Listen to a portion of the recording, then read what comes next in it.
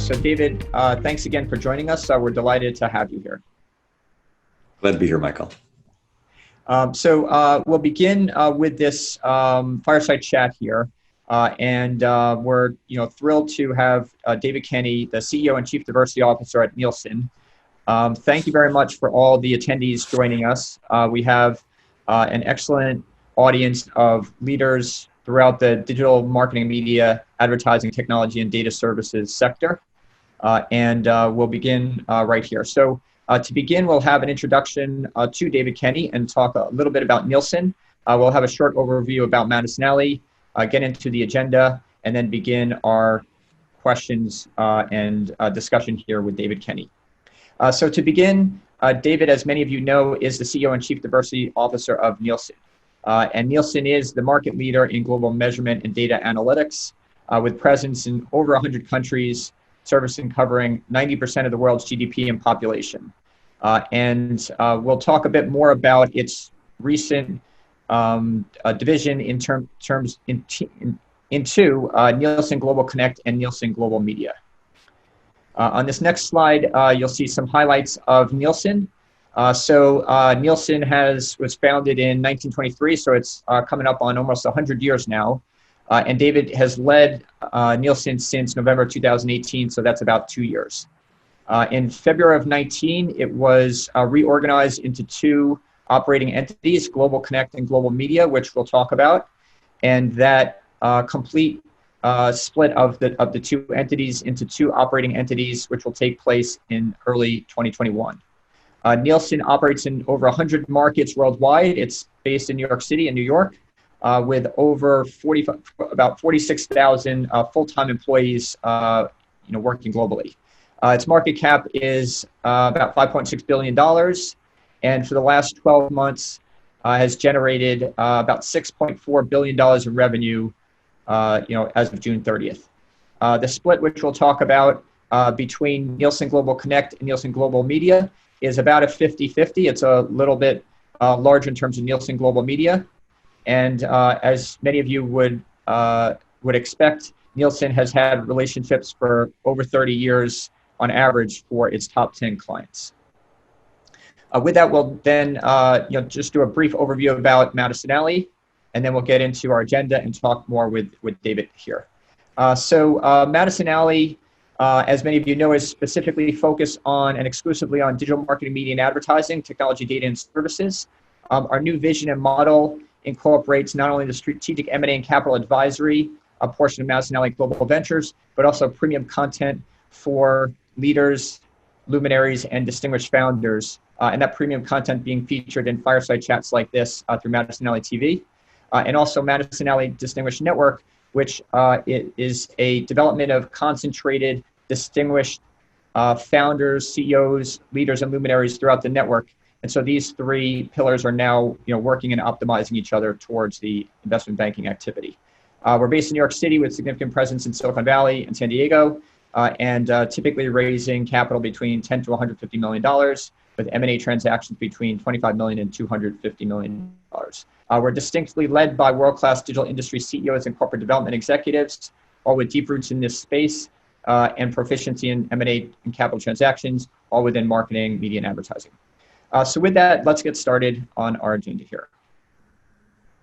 So we'll cover 6 main topics here. First, we'll allow and are looking forward to hearing David talk about Nielsen Holdings as it's now being positioned with Nielsen Global Connect and Nielsen Global Media. We'll then get into hear his thoughts on the industry outlook for this year and beyond. Hear about media consumption behavior, particularly since the pandemic has begun. Hear about the future of Nielsen, as I'm sure many of you are interested to hear David Kenny's view in particular, given that he's been such a pioneer and visionary throughout his career. We'll learn about leadership in a crisis from David's perspective, and then talk about diversity and inclusion, which we all know has been very important to David throughout his career, and then some Q&A. David, again, thanks so much for joining us here. We're really excited to have you.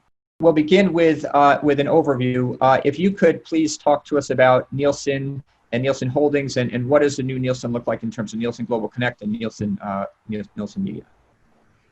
Yeah, so listen, it's a good question. When I arrived, there really were two businesses that had tried to be mingled, but the oldest business is Connect. That was the business started in the 20s, and it's the business that to this day is the way everybody in the packaged goods industry knows everything that's sold in every drugstore and every supermarket and every e-commerce version of drugstore and supermarket in over 100 countries. And that's really important to a Coke or a Procter & Gamble or a Unilever or to a small local brand as they manage their products. And it's really important to the whole retail industry, consumer retail industry, to know what people are buying. And it's a really solid methodology. It is the benchmark that most companies use to manage those businesses.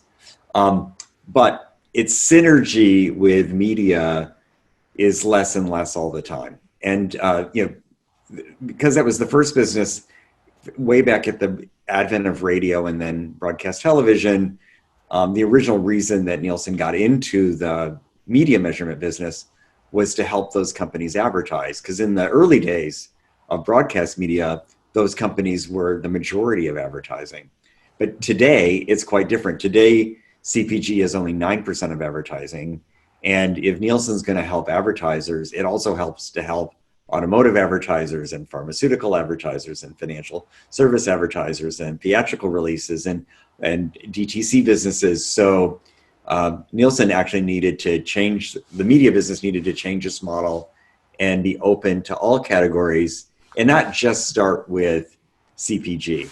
So there's some data we're still going to license to each other on the margin, but by and large, the cost structure, the methodology, the nature of the clients is very different in Connect and media. And it actually simplifies to just have two multi-billion-dollar media companies, one focused on CPG and retail and one focused on media marketing and advertising. Great. So maybe you could just expand upon the media portion, media marketing and advertising portion of Nielsen and the breadth of the channels that it covers.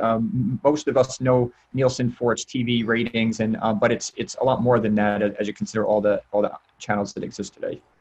Yeah. So there's two core platforms in Nielsen today on the media side, and both of these are to just provide all the value we can to the audience.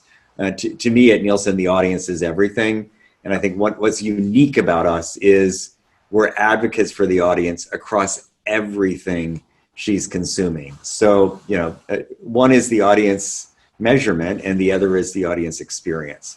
So on the audience measurement, you're right, people know our television ratings, but we've really evolved that quite a bit. And over years, we had local TV ratings, national TV ratings, radio ratings, digital ad ratings, so all the streaming video, connected TV ratings, social ratings, to try to cover things in different stacks. A lot of what I did from the day I got here was to put all that together, and in fact, we now have one product manager across everything on the audience because we actually want to have one way of measuring what people are doing. That took a lot of work to get to a core Nielsen ID. So we've got an ID platform. It's not an ID platform that you can use for targeting. It's only used for research. It's designed for media. But we have to actually understand everything that someone is watching or listening to, and we have to deduplicate. So if they're doing two things at once or they're in different places, we can get those together. And having the separate stacks didn't work as well. But ultimately, I think that truth set of knowing the totality of what someone's engaged with is going to help a marketer who wants to serve that person better look at their total day and figure out how to plan to get with them. I would say for the sellers of advertising, it helps them to see the total market, including the non-advertised part of media. So it's really important we measure subscription and ad-free media as well, because you got to know what's going on in someone's life and what they care about and how to be as relevant as possible to them. And so, that platform is focused on who saw it, how long did they watch, how many times did they see it, and what was the outcome. And we're working to do that off our platform, and we're also working to make that more open on the attribution side so that if you've got your own data in your own company as an advertiser, your data can be married back to the Nielsen data, so you can begin to build a far more accountable approach to media than you've had historically. And I think it's going to help all marketers and actually all sellers of advertising, all the publishers, become far more efficient. So that's one platform, which is all around audience ID. The other platform, Content ID, is to actually help the experience of people finding what they love. That platform is a company called Gracenote, and the Gracenote backbone is the metadata under streaming content, so that when you're searching for content on any number of these platforms, the pictures that come up about what the show is, the knowledge of that show, the knowledge of the cast of that show, we're providing all of that. And I think as we get more and more robust on that, it helps studios and artists present themselves effectively in an easy to find way. Folks like Google for YouTube and many of the streaming platforms all license that data. And I think that's just the beginning of a whole new set of services to help the studios and the content makers present their data in the best possible experience for both for discovering that content, regardless of what platform you're discovering on. And those two approaches, one aimed at the content producers and one aimed at the measurement and advertising ecosystem, I think, help us to be a really important contributor to hopefully a healthy, vibrant, more inclusive media ecosystem. Could you maybe elaborate a little bit on, as you're measuring across all channels in the audience? So obviously it's helpful for marketers for targeting and also to understand the demographics of what they're watching, but maybe talk a little bit about how much do you actually learn about the consumers by understanding what they're watching, how much time they're watching, the different programs they're watching, maybe even where they're watching. How helpful is that for marketers? Listen, I think it's quite helpful because we start with a lot of big data that comes in from all the platforms, and then we add to that panel data where we got a huge investment in Nielsen families and in people who agree to actually wear meters and have streaming meters in their homes, so we know everything they're watching at the show level. And that richness of really understanding the audience, first, it helps the programmers program things that and produce things that the audience is going to love, and so the content gets better. And secondly, it helps the advertisers have a more robust view of the consumer and what she's doing, so that they can reach her in appropriate and useful ways, and not overreach her, not too many messages. I'd actually like to get more effective advertising so ad loads can come down without hurting revenue by just making them more valuable. And I think that helps the whole system be more accurate at scale. This is at scale for the total audience. Are you reaching the majority of the people the right amount of time with the right message? I would add, Michael, that addressable is the next big wave here, and we're doing a lot with all the addressable platforms, so we can measure them as well. Because I think it's important when you pull inventory out and you put it into addressable that you can add it back to the total, so that every owner of content can actually manage their total inventory. And it also helps get the right pricing for the buyer on addressable, which I think is going to be an increasing part of all of video. Yeah, sure. So we'd certainly like to talk more about addressable and connected TV and that interactivity. Maybe we'll just take one step back, because it would be, I think, our audience would really appreciate understanding that you've had such an illustrious career, including leading Digitas, Viviki and Publicis, Akamai, the weather company, IBM, Watson, and Cognitive Solutions. So what is it that drew it to Nielsen, and what was your vision and inspiration to join Nielsen? Well, so listen, that whole career being on the buy side of advertising, the sell side of advertising, and the infrastructure, and then I got into a lot of industries at Watson, but it's all been about using data and models and algorithms to get better decisions.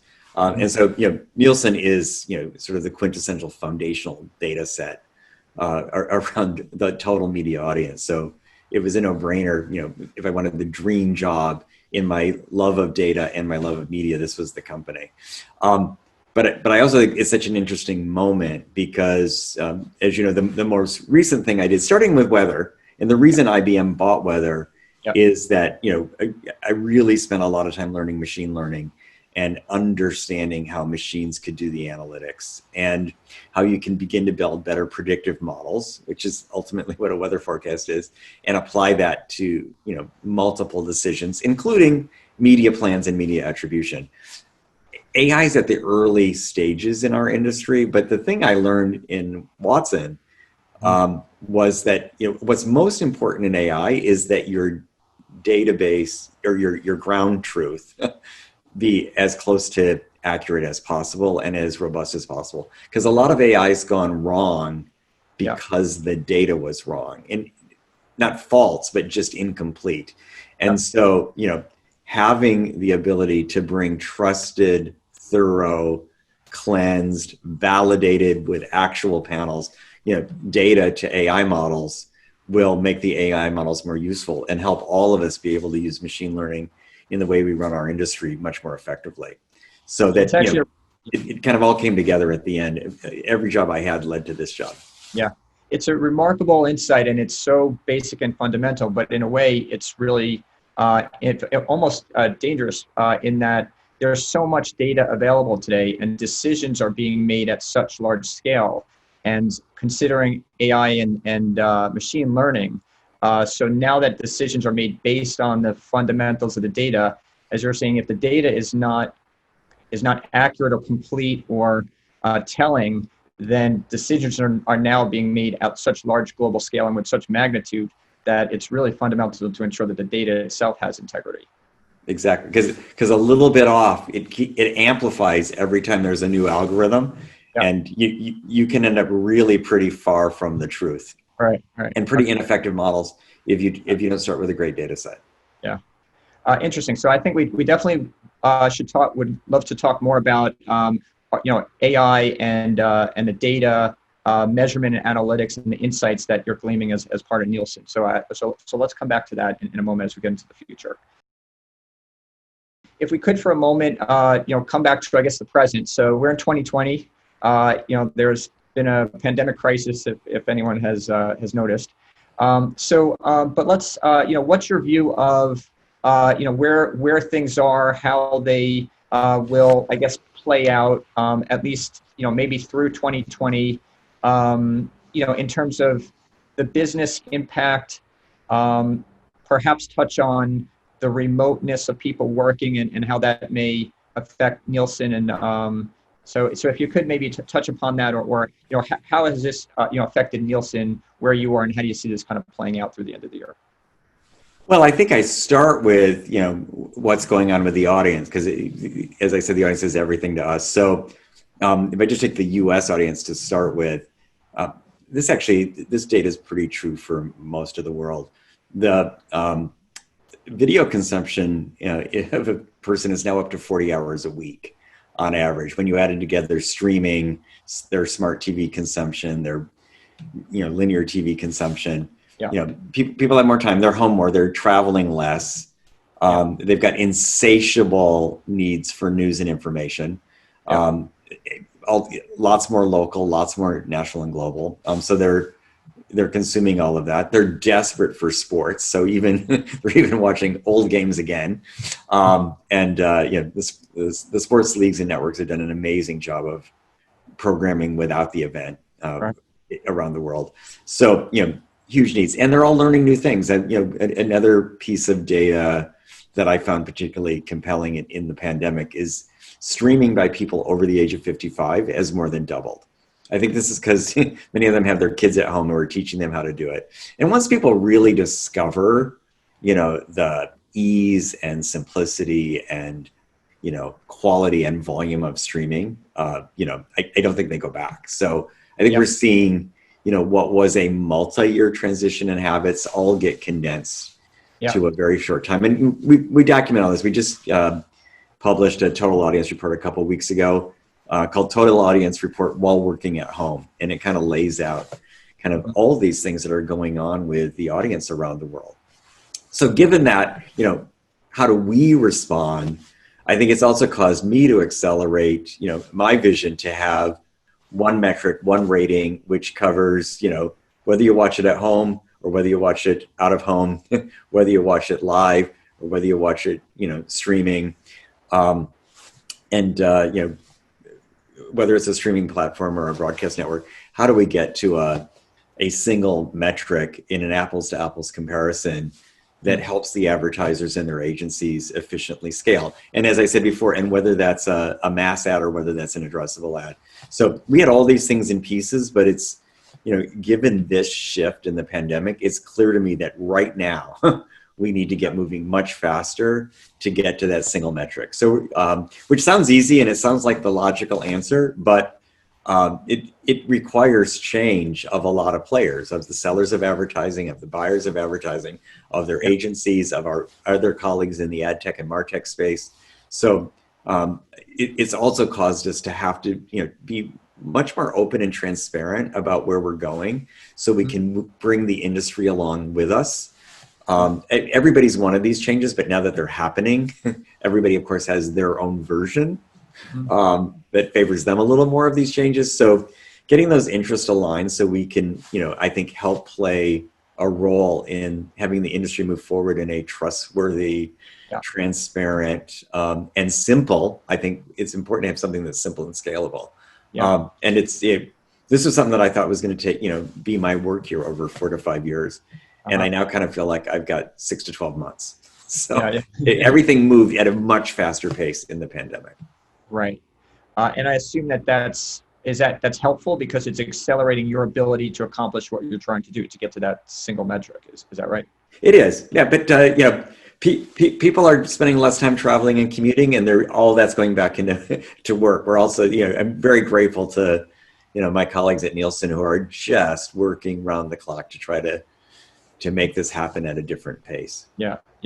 So can you maybe elaborate on when you talk about, or clarify, when you talk about a single metric, what is that single metric exactly measure, and what will that cover? Well, listen, the simplest is going to cover how many people how many people watch that content, how many people watch that ad, how many times did they see it, and how do you deduplicate it, is part one. And then part two, how does that correlate? And I think these are more inference models. How does that correlate, and how confident are you that that ad is related to these outcomes, so that you can go back and make the investments where they come. On the ad side, it's equally important on the content side. I mean, I think the whole nature of competition is different in streaming because consumers have so many more choices. So you're not just, producing a movie, selling it to a network, or packaging the network, selling it to a cable channel, and then you just compete on schedule. You now have so many more things to compete for share of viewing, and I think are helping the content producers know what content people love by segment, and helping in the discovery process. Also helps on the programming side. And I think we've got as much of a role to play on the programming side in the future as we do on the ad monetization side. And let's face it, most media companies are making subscription money because of great content and programming and ad money. And we've got to make sure we balance both. And how, given that you've worked with such extraordinary kind of data sets and very difficult data challenges, how far along, you had talked about the acceleration of that, how close are you or far from tracking consumers across all channels and being able to have a single identity and understand behavior across all channels? Yeah, so I mean, we measure them all now, but as I said, we measure them a little bit more in different products. Yeah. And getting those to all add up and be back on the same exact identity is the work being done now. And so, listen, this isn't all launched, but we've been clear where we're going on this. And I would say we are getting to the same or better results. So I've got a lot of confidence that we've got a methodology that works. Yeah. We now need it to scale. I've also am upgrading a lot of data sets. We're investing to have a 10-fold increase in the number of streaming meters we have out there, because in order to really get granular data, not just of what platform you're streaming on, but what show you're watching on each platform, we needed to upgrade the equipment in our panelists' homes and re-recruit people to streaming. So the pieces are there. I think we're moving on it. But listen, the next couple of years are going to be a pretty big overhaul and simplification of Nielsen onto a single platform. Yeah, well, it's a extraordinary, simple vision, but an extraordinary task to get there. So, because we all understand how many different channels and how complex it is, and how many devices there are, and overlapping, sharing of devices and other things. So, well, the other complexity in the pandemic is that the big data is fine, and that's a huge part of what we use. But I do think the panel is so important to get to real people. Right. We're not deriving this from cookies or email address or anything. They're real people, but we know they're real people because we go in their homes and we see them, and we connect these devices to their equipment. That's not possible. Right. I see. In right now, right? That's just, it's not safe to be in people's homes. Right. And so we're slowly testing in places where we can, safe ways of doing that. But I'm so grateful to our field team. They just got really innovative about what you could do from the front porch, how we could actually change the equipment so people would self-install it. We could check the quality over, Wi-Fi from the driveway. So we found a lot of ways to keep this moving, which have been great. And it's actually helped us design the meters so that we are now in a few places, and I think this will scale up now, effectively recruiting by remote means, by email and by phone, validating in different ways, shipping meters, and people are self-installing. Yeah. And the folks who participate in the Nielsen research have been so awesome to work with us during this pandemic to find new ways of doing things. Yeah. Well, yeah, I mean, you do have obviously the advantage of you have a somewhat controlled environment. You have cooperating panelists who then you can have a lot more, somewhat control over the behaviors. As opposed to just watching. No. And listen, the quality has been amazing. That people have been, we have these metrics of, how many people are actually wearing their meters or using their meters and reporting, and it's actually got their home. They've got more time. This has become a job for them. It's meaningful. It's just been amazing to see. We've seen a lot of negative things this summer. It's been so warm for me to engage with our panelists and see that people really want to help and do the right thing and learn. And so them being at home having a little time has been a good thing for us. Yeah, excellent. All right, so let's move a little bit into, as we're talking about the future of the industry and for Nielsen. Could you touch upon important areas in media and advertising in terms of data and transparency, as you were talking about earlier? Well, that's such a huge topic. I mean, you have to start with privacy. I think privacy is a real issue,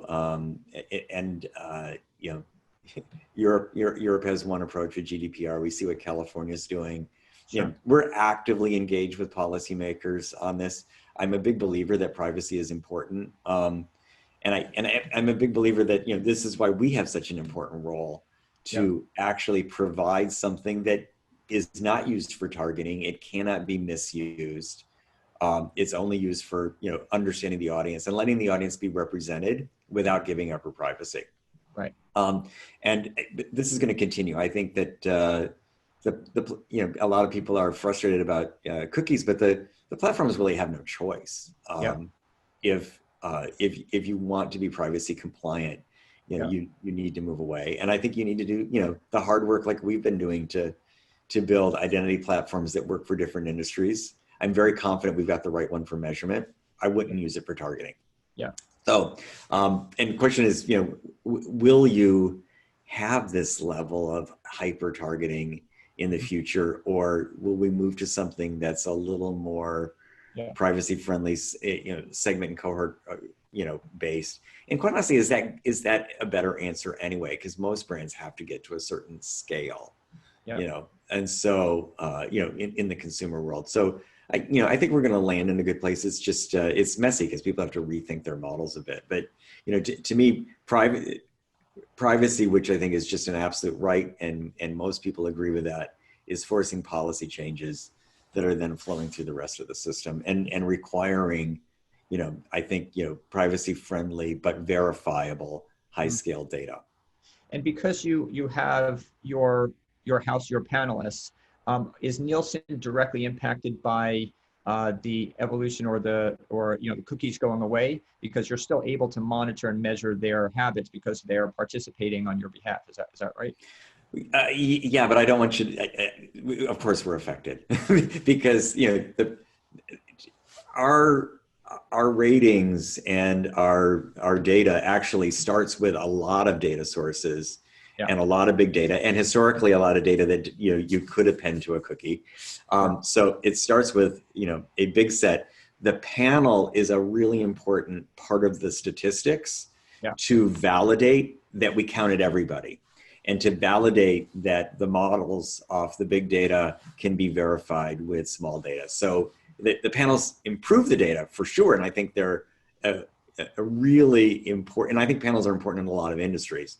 It's a really important part of the stats, but the stats did include other data, and cookies were used. So this is why we've been working on something that's been proprietary, which is an ID platform that can work for the media industry as a way to get there in a different way as they go ways. But of course, we had to do a lot of work, and the work we do on behalf of Google, we've got to make sure we can work with ADH. We got to work with in other environments. So there's been a real overhaul of our infrastructure, and we've been going very fast at it since I got here to catch up with all this. And none of this slowed down because of the pandemic.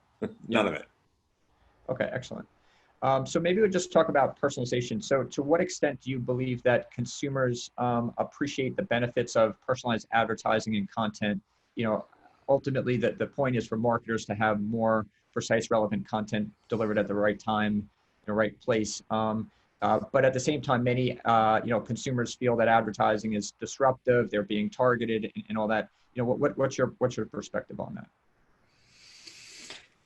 Well, listen, I mean, as we engage with the total audience, there's a range of opinions, as you'd expect with billions of people. But by and large, I think people appreciate things that are relevant to them and not with the right frequency. The right frequency so it lands, but not so much frequency that they feel overwhelmed or stalked. So they do expect models to get smarter. And I think there's a little suspicion of Big Brother. So I think, you can overdo personalization. And people also care a lot about what other people think, right? Which is why I think it's so important, when we're helping folks, that we're looking at the audience at both a small level, but also at scale. Because people do care what's popular. They do care what others think. And so that's part of how you attribute brand value. So I think this is going to balance out. I do think that there were some personalization methods that probably overdid it, became too mechanical, and probably became less effective over time. So having some nuance here is important. I don't think it's just the targeting; it's also the message that people actually find a creative, entertaining, humble message. And right now, I think one that has a real empathy. There's a lot of people who are in a lot of pain because of this pandemic, and brands that can reach people in the right way with the right message are landing it. I think that's an excellent insight, because so many marketers and advertisers are just trying to advertise at scale and just trying to drive sales in short term without the thought of the empathy and the connectivity and the relevance, which particularly in this environment can go very far. Absolutely. Okay, so coming back to you, we were talking a little bit before about AI and supercomputers, and obviously you have a lot of experience in that. So maybe could you touch a bit more on so given that the data has integrity and as I believe you say, there's that kind of ground truth to it, what do you believe that the power of supercomputers and AI can bring to the insights of these large data sets? Well, listen, I think first they can help you sort of bring in more data and classify it quickly by machine. So one example on the Gracenote platform is, today so much more content. This has slowed down in the pandemic because you can't be filming right now.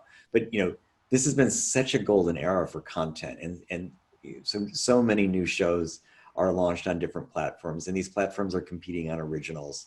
And then you've got, you know, the traditional studios also producing, and then a lot of, like, really, really good consumer produced material that's being published to consumer platforms.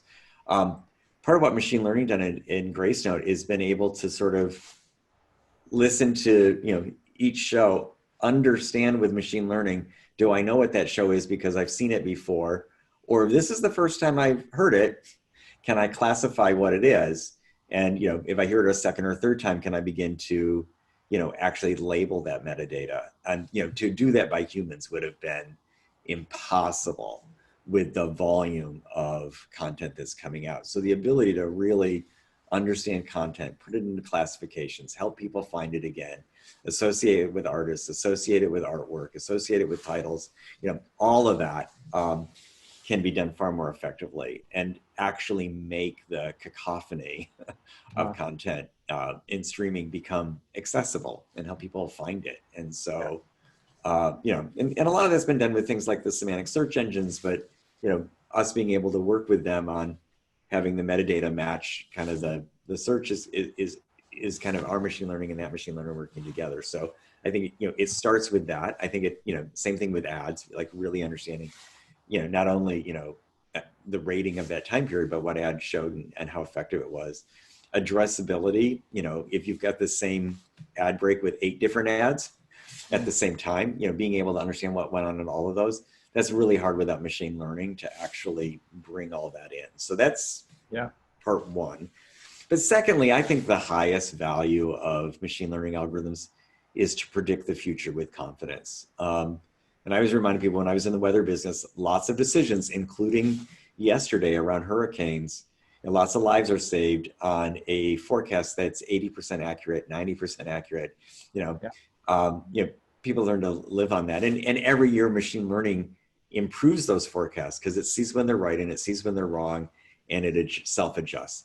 We need to do that in everything in marketing, you know, so that the whole planning process of, you know, what media schedule is going to produce what outcome, you know, AI can really help contribute to that, but it also can assess it and then contribute to the next one. So, you know, because ultimately planning is predicting the future. And, you know, AI models that are predictive with confidence intervals that are transparent, the way we are in weather. Sometimes the weather forecast is 60% likely, sometimes it's 90. People can make their own decisions. We can do the same thing in marketing. And so I'm very excited to bring AI that doesn't only analyze the past, but sees the future. In my vision of Nielsen is we measure history and we help you predict the future. And that's when we really will add value. Yeah. It's really interesting if you combine the two elements of, as you're talking about, that consumers are spending so much more time online and in this accelerated, you know, digital reality now, or virtual reality that so many of us are living in, and combined with the data, the artificial intelligence and applying to so much content and metadata that you're able to see. So those two combined, you know, forces of you being able to analyze the data on so much content, and also it's so relevant now because we're spending so much of our time living in those lives. You get extraordinary amounts of meaningful data and insights into consumer behavior because it's so much a part of our lives right now.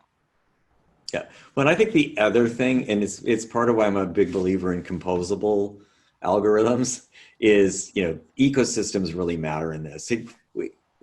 I've got some really brilliant data scientists, but I don't have them all. And, you know, the ability for the data set of another company to use our data to improve their model, or for us to use their data to improve our model, and finding exchanges, safe exchanges that are privacy friendly, that help, you know, better serve the audience by sharing data, I think is also going to be important. And you know, this is all so much easier with machines collaborating than it is with human beings doing it. So I think having data be more fluid and having models improve and build on each other is also just going to continue to help make better and better and better decisions. So when we've talked recently, you were talking about the future of Nielsen in terms of the platform and the openness of the platform. Could you talk about that, and particularly to our audience of many founders, CEOs, and leaders of marketing, technology, and advertising tech businesses? Could you talk about the openness and the openness to the Nielsen platform as you see it? Yeah, on both sides. So, I would say folks who are, building tools around content and programming and, helping build audiences, being able to have, get access to the Gracenote metadata to understand what audiences are watching and discovering today can help you decide what to produce next, but it can also help you market that and make it more discoverable. And, we're trying to make it a lot easier for people to, feed data into the metadata system and also be able to use that in content and programming and distribution. So really thinking about how you're going to build the audience. And I start with media content, but I honestly think when you get to the DTC world, it's pretty blurry between content and commerce.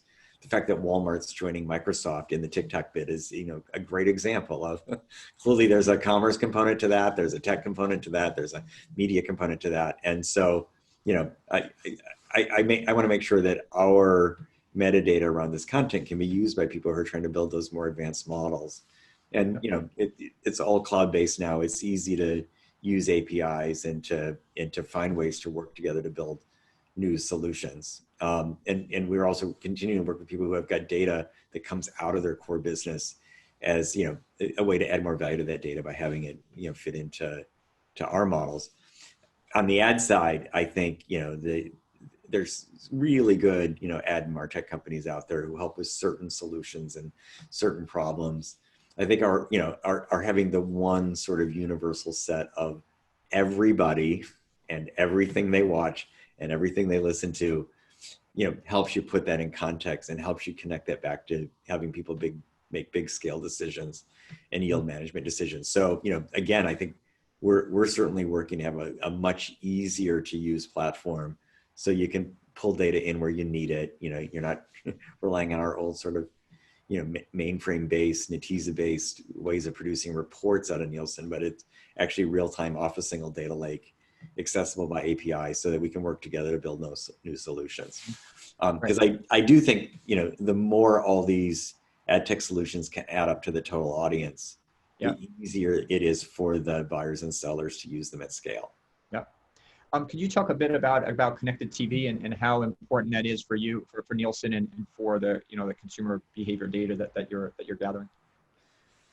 Listen, I think the fact that all new TVs are connected and we're getting the majority of TVs in America connected now is important.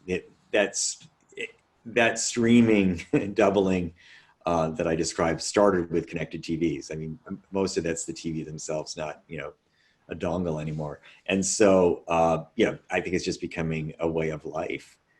So it's foundational to us, and we start by working with the manufacturers, which is why we bought the Sorensen assets last year to actually get chipsets inside the TVs. And we've got a great program going with LG right now, and connected TVs can also be really important to delivering the ad, particularly during a live broadcast where you need to be in the glass. That can't anything else is going to have too much latency.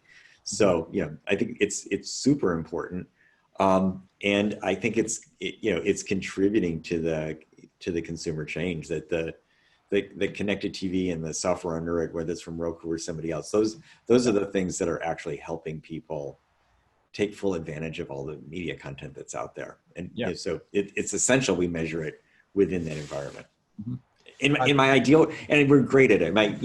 It's funny. My CTO just says, let's give connected TVs to all of our panelists. Like that would be the fastest, cheapest way and most robust way to get all the data, because the best data we get is off connected TV.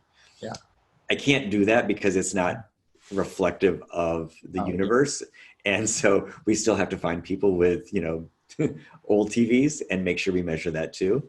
Right. But listen, our whole world is going to just be so much more vibrant and colorful and rich Yeah. when the majority of TVs are connected, because the data is just so much better Yeah. on that. Yeah. And in effect, the panel and the meter and the things we do get easier and easier in a connected TV environment, because the TV itself can become the meter. Yeah. This has been fantastic. So let's shift the conversation a bit to leadership in a crisis, and particularly given your extensive and elaborate experience through so many pioneering leaders across Akamai and IBM Watson, and so now that you're leading Nielsen, which has about 40,000 people or so worldwide. Could you talk about the challenges, particularly this year, of leading in a crisis, of so many working remotely, and then obviously of many that are working to enhance the panels and that more of the field work. How do you lead and manage a global organization of that size? Could you give us some insight into that or perspective? Yeah, so the reason I don't spell out on the chart Chief Executive Officer is I actually think CEO means Chief Energy Officer, because the job in this seat is to provide energy and focus the energy on the right opportunities and the right challenges. And as I look at channeling our energy in this environment, first of all, I think we have to have clarity on where the issues are and what's changed, and you have to confront it and be honest about it. This crisis is unlike anything else. I mean, I took Digitas through 9/11. It took Akamai through the financial meltdown. IBM had different crises of their own making sometimes, but this one it's long and extended, and it's more like being in wartime, and I think it's going to last for years, and I think some of the changes are permanent. So being clear about that, and avoiding being clear, this has changed and it's going to change for a long time, and we need long-term answers, not we need to get through a short-term solution until things go back to normal. It was pretty clear to me in March, like we weren't going back right away. So try to avoid all the rhetoric about, when we go back to work and when we reopen, and these companies that just keep moving their reopen date. We've been clear, we don't think anybody should book any plane tickets until at least April of next year, and more likely not until next summer. And you should not be planning to be in the office unless you absolutely have to. So, so now let's solve that, because there's real problems from that. Young parents have problems, and they're trying to figure out what to do with school-age kids being home. And, young people who live in crowded facilities have problems. Some kinds of work don't work as well. So then we triage, if that's the implication, who's got the biggest problem and how do we solve it? And I think it's just been really important. Communication goes both ways, to do a lot of listening, understand at a very human level what people are dealing with, do our best to help people do their jobs effectively in a new environment, and build a culture that can work and sustain in this way of working, because we're going to be here for quite some time. And I think a lot of this is permanent. I think a lot of people have looked at how much time they've saved on commuting. They're going to find zero value in commuting into Manhattan every day. Zero. And so I got to make it, and they know they don't have to, because the company did quite well, thank you very much, without it. So, we're going to have to really lean into helping people work in a smart, effective way and use technology in new ways. Yeah. Has it been more difficult or challenging, given that you're transforming the company into global connect and global media, in the midst of this, where people are not together, and so you're managing this transformation of a global organization in the midst of a crisis? How has it been, or how has it been impacted or more difficult because of that? Well, listen, when you're separating a company into two, and you're dividing up the finance team and dividing up the HR team and deciding how the brand gets used, there's a few decisions that are a bit emotional. And when both businesses are evolving, because both industries are evolving a lot, I think you have to give room for people to share their emotion. You got to make sure you take a breath and use video for some laughter and some levity. and the chance to share some things. So, and we try to do that. And I think it's helped. But I think also just being really time efficient about what do we have to decide, who needs to decide it, and getting them all on the video call has been helpful. So, what I would also say is, while some parts of it are challenging, and I think the sort of bringing the emotional quotient, the EQ, is probably the hardest part. Yeah. That we're actually, I think being quite efficient and effective and getting a lot of things done in 30 and 45-minute meetings and cutting to the issue quickly and, not spending a lot of time writing PowerPoint charts because, we want to torture their data till it tells us something, and just talking out the issue, making a decision and moving. Yeah. And I think this is really, part of why we've worked so well. I think it also just requires you to have, all crises push more decisions to the front line. Yeah. I think we learned to trust our field organization, that they would know how to keep the panel quality up, trusting our panelists to do things, trusting our product leaders, trusting our commercial leaders. So, putting some boundaries on what needs to be done, and then letting people solve it, out on the front line has been great. And I don't think we want to pull it all back to the center, even when we have a big center. It works better this way. Yeah. So with that, I want to, give you the opportunity in a moment. I know that diversity and inclusion has been such an important part of your leadership, and you've gone so far even prior to this pandemic and all the the unrest, frankly, in titling yourself CEO and Chief Diversity Officer. Could you talk about why that's so important to you and why you've made it, a point to do that? Yeah, listen, and it's a theme inside the other points we've covered. So if we go back to you need great data, you need the best data to make the best decisions.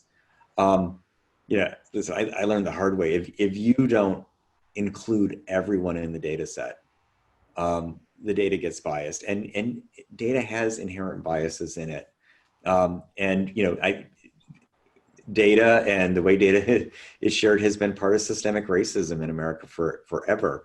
It's why we have to be, such hawks about the census, which is a really important data set to make sure everybody's in it. And in the media ratings and in the measurement, making sure that Black households and Hispanic households and same-sex households and women-led households are all equally in the mix is going to give us the only real way to understand what's going on in the audience. Number one. I think secondly, data also leads to accountability. There's a lot of people who, their revenues, their bonuses, their targets are tied to their Nielsen ratings. I want to add to that inclusion ratings, where we're actually saying, what was the cast and what was the production staff and how inclusive was it? And, not only do you have the right, do you have more women and more Black people and more brown people and more, gay people in your shows, but are they also in hero roles? And so, our measuring these things helps the industry raise the bar on that. So I think that's important, and really understanding the economic part. So all those things about our product, needed to make sure that, diversity is not at Nielsen an HR function. It's at the core of our promise to represent the total audience. So, that was one. But I would say in order to do that, you also need to make sure that you've got a really diverse team that's working on that product and selling that product and marketing that product. And so, there were very good diversity efforts at Nielsen before I arrived. But when I, looked around my table, my direct reports, it was too white and too male. And and every company has this, when you look at the data and the representation by levels, even if you're doing a really good job of bringing people in on the front line, really developing and promoting people, and creating a true learning culture, you need to do that if you want diversity at every level. And you've got to be very thoughtful about every single position you fill, every single external hire you make. And so, I just wanted to make a point to the organization that I don't think I can deliver the shareholder results without also being more inclusive and representative at every level. So I'm going to take it on, that told people it was important and they better take it on too. But I'm going to put it in my goals. I'm going to let the board pay me on this. If they're going to pay me on this, I'm going to pay you on this. And so, we're going to be as accountable to our inclusion results as we are to our financial results or our NPS results. Wow. So, we needed to make a point. It's symbolic. I have a really good focused D&I team that does a lot of the work. But my symbolism also made sure that my product team, my tech team, my data science team, my HR team, my finance team, my legal team all took it on as well. Yeah. And so far, it's making progress. I'm impatient. I'd like to do more, but I certainly tell you, I have more Black and brown people at the executive level than when I started, and their teams are becoming more diverse.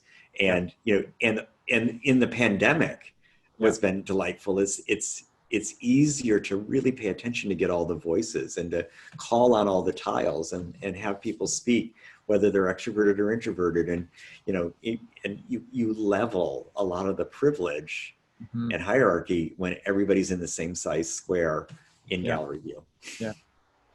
Well, yeah, it's fantastic and it's remarkable, not only organizationally what you're doing, but also what you're saying earlier in terms of measuring the programming and measuring the audience, and you are inherently creating a social impact by measuring the progress of society in terms of diversity inclusion, by keeping us all accountable, keeping the socially and the society accountable for that diversity inclusion. So it's one way. Listen, I'm glad people are protesting, and we all have to be humbled. Like I've been a real champion of diversity in all the jobs you described. I was very tuned to this at Digitas when I was worried we weren't getting the full potential of people.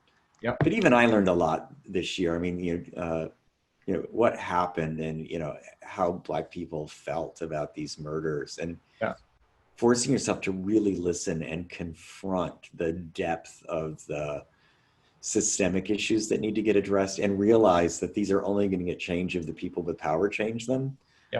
So we can't admire the problem. We got to do something. And it's I hope all of this accountability that, quite honestly, our society is putting on all of us causes all of us to just do a lot of introspection and listening and get to know each other better and know how we got here, and then decide to not stay here anymore. Yeah. Well, it's a profound statement, and I think we should all listen and do what we can to respond to that. So in the interest of time, we have just a couple minutes here, but we do have some questions from the audience. We don't have a lot of time, but why don't we read just a couple here? Perfect. So this is a question from Roland Gossage, who's the CEO of GroupBuy, which is a commerce technology platform. As you focus your attention on Nielsen Media, what technologies do you consider essential for Nielsen to own to accelerate growth in its core measurement business? So we've touched upon some of these, but maybe if there's anything else you want to add to that. Well, listen, I think we're in the process of moving everything to public cloud, so we don't need to own infrastructure. We do need to own our cybersecurity around the infrastructure. Because we have pretty precious assets. I do think that because we're in measurement, we have to own identity, and we have to have an identity platform that we can validate with real data. So the sort of panel identity access is important because all of our products are derivative from it. And I think they're core algorithms. I don't think all of AI is open source. We start with that, but I think it's really important we own the unique algorithms that we use for both prediction.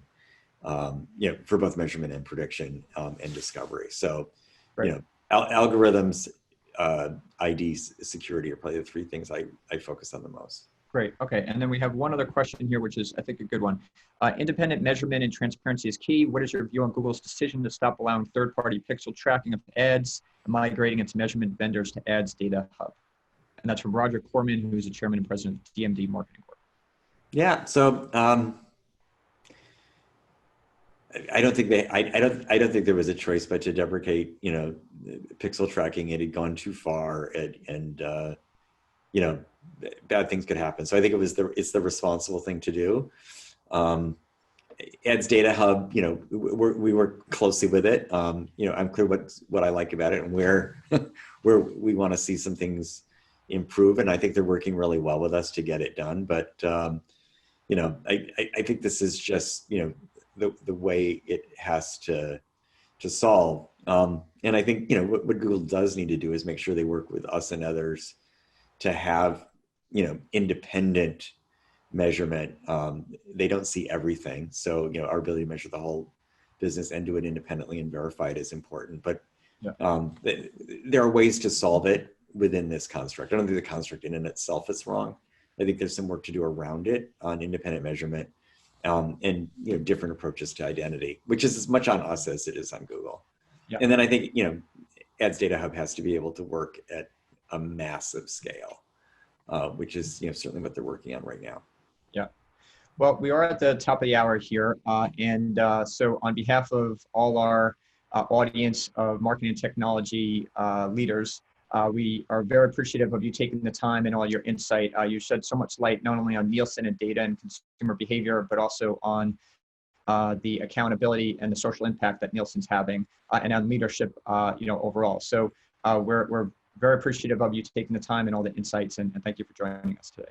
It was my pleasure. Thanks to everybody who listened in. Thank you, Michael. Okay, thanks very much, David, and be well.